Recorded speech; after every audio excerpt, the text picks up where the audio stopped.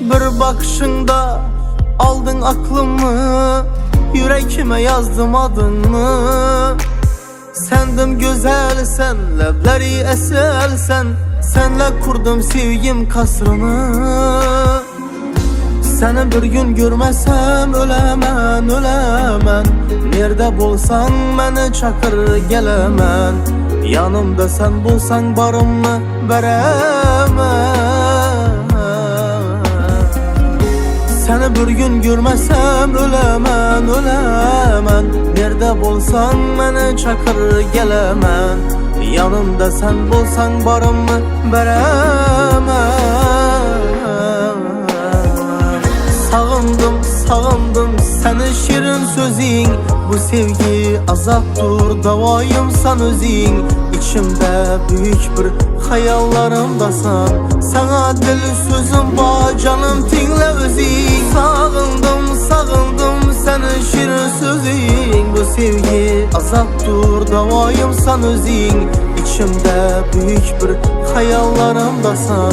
Sana deli sözüm var canım, dinle özün.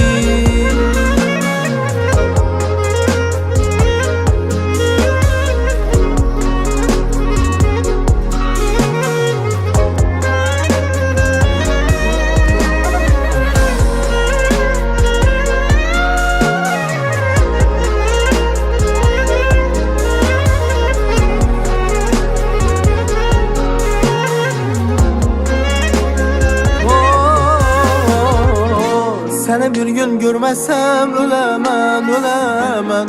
Nerede bulsan beni çakır gelemen. Yanımda sen bulsan barımı veremem.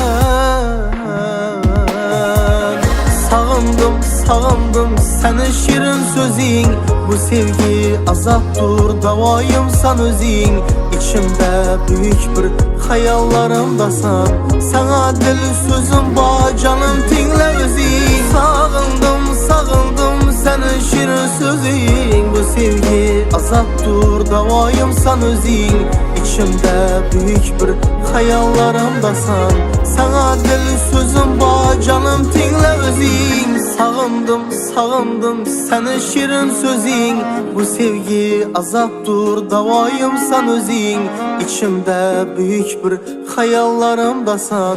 Sana deli sözüm var canım, dinle özün.